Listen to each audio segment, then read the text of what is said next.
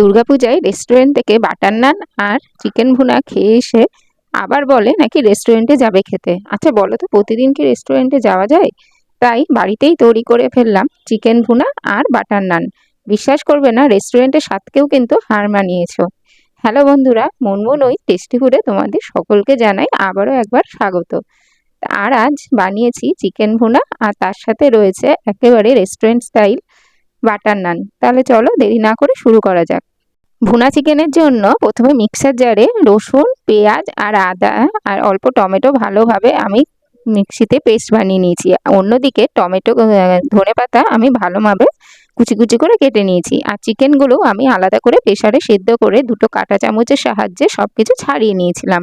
এবার কড়াইতে গরম মশলা ফোড়ন দিয়ে পেঁয়াজগুলো আমি ভালোভাবে ভেজে নিয়েছি। আর অন্যদিকে আর একটা পাত্রে আমি দুটো ডিম সেদ্ধ করে বসিয়ে দিয়েছি। লাস্টে আমি কি দেবো, সেই চিকেন ভুনার মধ্যে ডিমগুলো ভালোভাবে সুন্দর করে দেব। এই চিকেন ভুনায় ডিম কিন্তু লাগবেই।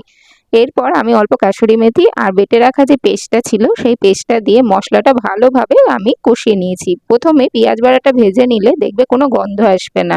এরপর আদা গুঁড়ো, জিরে গুঁড়ো, লঙ্কা গুঁড়ো আর কাসুরি মেথির গুঁড়ো, গরম মশলা গুঁড়ো, লবণ আর হলুদ আর লাল লঙ্কা, কাশ্মীরি লাল রেড কালার, এটা দিয়ে আমি ভালোভাবে মশলাটা কষিয়ে নিয়েছি। অন্যদিকে বাটার নানের জন্য আমি বেশ আটাটা মেখে নিই।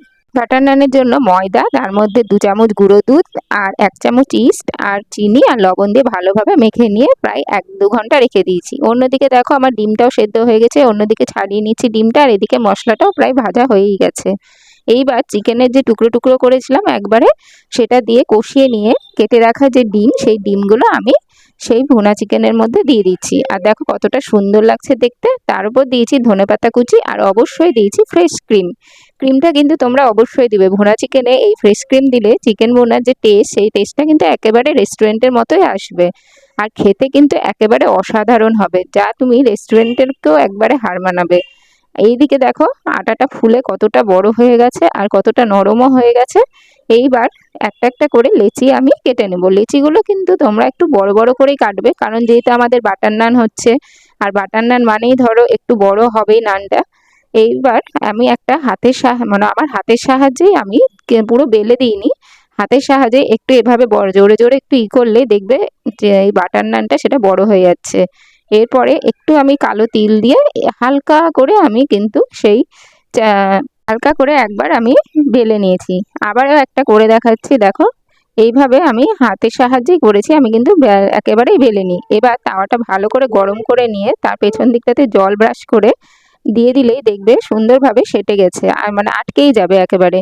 আর তার উপরে অল্প করে বাটার দিয়ে দেখো কতটা সুন্দর হয়েছে দেখতে, একেবারে দোকানের মতো। আর এতটা নরম আর এতটা তুলতুলে হয়েছিল বাটার নানগুলো, যে ছেলে আর তোমাদের দাদাভাই তো খেয়ে ভীষণ খুশি। আর এরপর থেকে আর রেস্টুরেন্টে যাওয়ার কথা কিন্তু একেবারেই তোমরা বলবে না, এইটুকু তোমাদের আমি প্রমিস করতে পারি। আর এইভাবে যদি তোমরা চিকেন ভুনাটা করো, খেতে হবে একেবারেই অসাধারণ। আর তোমাদের দাদাভাই আর আদি তো খেয়ে একেবারে ভীষণ খুশি, যা একেবারে